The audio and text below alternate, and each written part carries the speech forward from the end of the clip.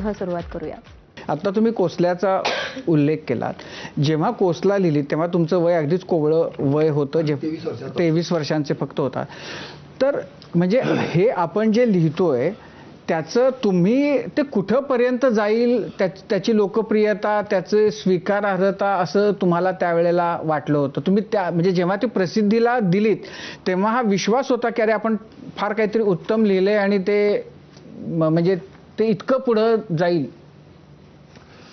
मी जे लिहिलं ते तुम्हाला ती गोष्ट सगळ्यांनाच माहीत असेल की मी ते लिटल मॅगझिन चालवायचो आम्ही. असो बिसो वगैरे भानगडी, अशोक शहाणे वगैरे आम्ही ते करायचो. तर ते आमचे प्रकाशक म्हणायचे अरे तू इतकी चांगली भाषा लिहितो तर तू आमच्या लेखकांवर वि. स. खांडेकरच्या विरुद्ध वगैरे लिहितो, तसं एक तरी लिहून दाखव.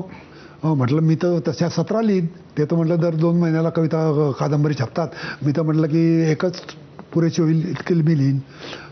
बोलणं सोपं असतं म्हणे, तुम्हाला थापा मारायला ठीक असतं ते असो बिसो वाचा, पण तू प्रत्यक्ष लिहून दाखवा. म्हटलं आम्ही तर लिहू पण छापणार कोण? तर म्हणे मी छापतो. तू जसं आहे तसं लिही, बोलतो तसं लिही.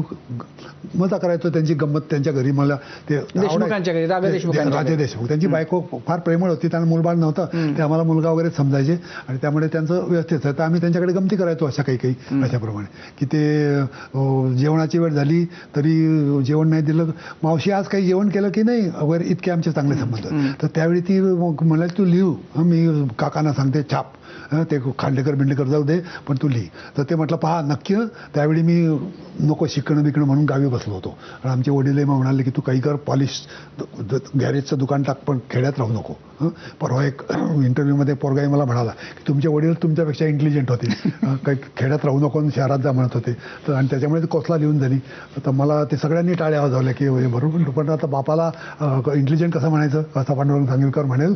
तर म्हटलं की अरे पण ते बरोबर आहे, पण मी जर खेड्यात असतो तर मी कोसलासारखं काहीतरी शेतीत केलं असतं ना, आणि काहीतरी रिव्होल्युशन झाली असती थोडी तरी शेतीत, आणि आता इतक्या आत्महत्या तरी मी बंद केल्या असता की नाही. तर पुन्हा टाळ्या वाजवल्या की नाही जमलं पण निदान करूच शकतो म्हणायचं. एनिवे मुद्दा असा की मी जेव्हा असं म्हणालो की मी लिहीन, पण म्हणजे तुम्ही ठरवून लिहिली कादंबरी? हो, त्यांनी मला सांगितलं की पण तुम्हाला हा प्लॉट कसा? हा, तर ते मी सांगतो ना की मी काहीच करायचं नाही म्हणून घरी बसलो. घरी लोकांनी मग बाहेर जा, पैसे मिळणार नाही, काहीतरी दुरडीत टाकलेलं असायचे, भाकरी काहीतरी थोडंशी भाजी तेवढी खायची, काही सिगरेटीला पैसे नाही, आमची सवय सिगरेटीची त्यावेळी, काही नाही असं फार वाईट दिवस होते. त्याच्यात हे अशी ऑफर आल्यावर मला वाटलं चला आपण आता, नाहीतरी आता काही काम नाही आणि आपलं ते आता युनिव्हर्सिटी गेलीच आहे आणि आता नाही म्हटलं जायचं म्हटलं तरी पुढच्या जूनपर्यंत काही शक्य नाही.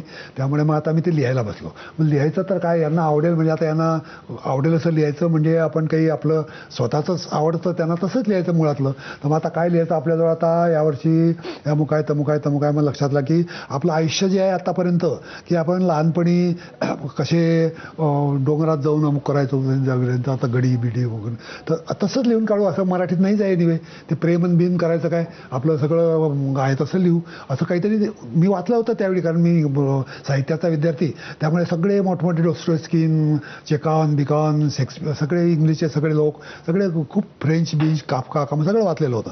तर आम्हाला मला वाटलं की आपण असं काहीतरी लिहावं. त्यामुळे मी आपलं अगदी नोट्स